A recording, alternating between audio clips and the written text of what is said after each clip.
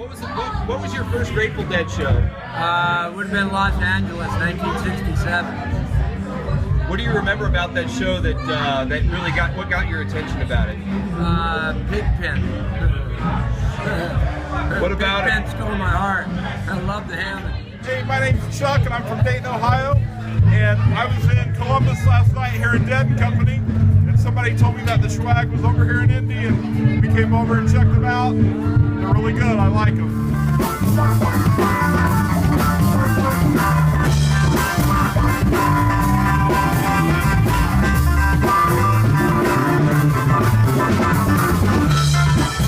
Name real quick, and where are you from? Hi, I'm Michelle Leary, and I'm from Cleveland, Ohio. Great, and is this your first time seeing the Schwag? It is. What do you think so far? They're fucking blowing my face off.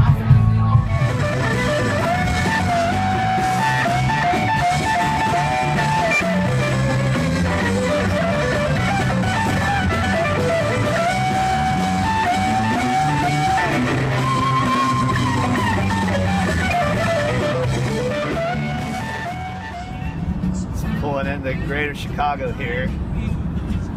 Chicagoland, which is like, I think it's bigger than like Rhode Island, I think. Massive, just massive Chicagoland. So we're gonna go check into the hotel, and then we're gonna hopefully we meet up with our keyboard player who supposedly lives in this Greater Chicagoland.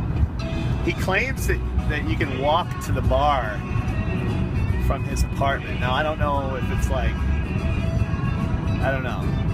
I'm very skeptical as to what Dan would say is walkable versus what's not walkable. Well, you know, we had a couple people sit in, so we did. We had 2 guitars, and then Dan Mulder was sitting in on keyboards. So it was cool when we did the China Rider, had the 2 guitar parts going. But I think it was during Rider,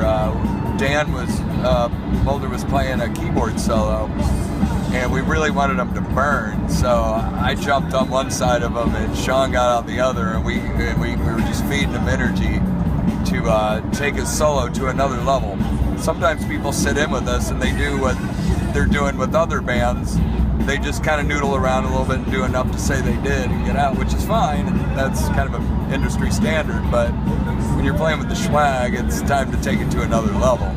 And so we feed him energy, he feeds it back, fires up the crowd, and we get this reciprocal ball of musical energy, which builds to this big musical catharsis, this release. And I don't know, after the show, he said he dug it too. Sometimes I'm worried we're freaking people out. Like, what do you want? It's like, we want you to go there. So I don't know, that was my highlight.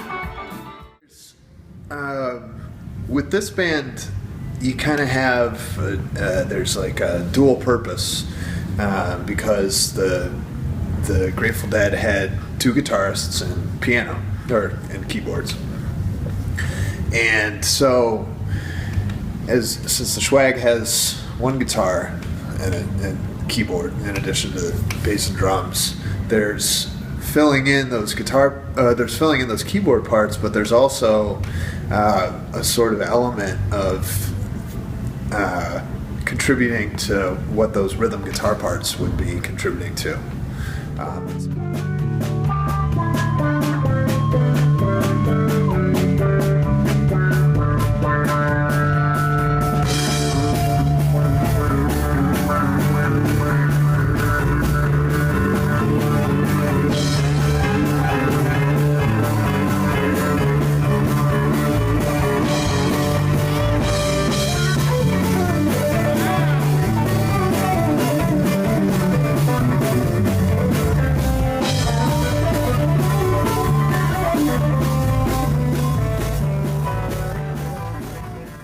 long you been driving around with Jimmy?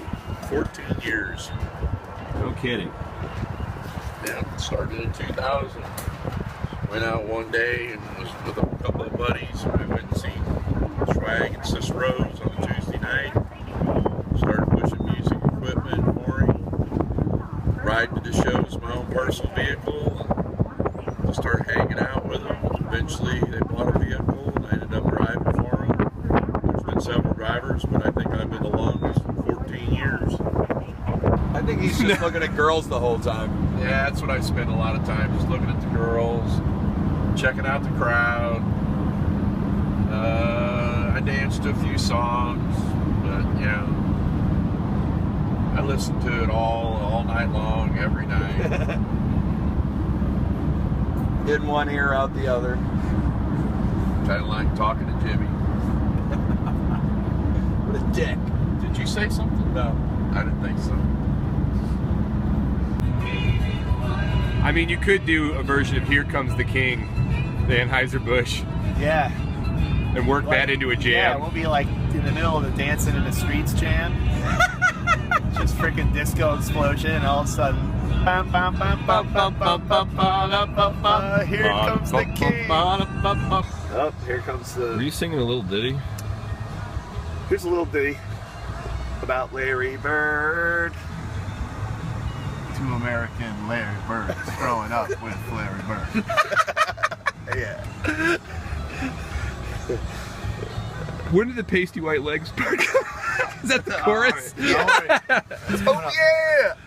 Pasty white legs! Draining threes and fighting. Yeah, Choking. throwing elbows. Throwing elbows.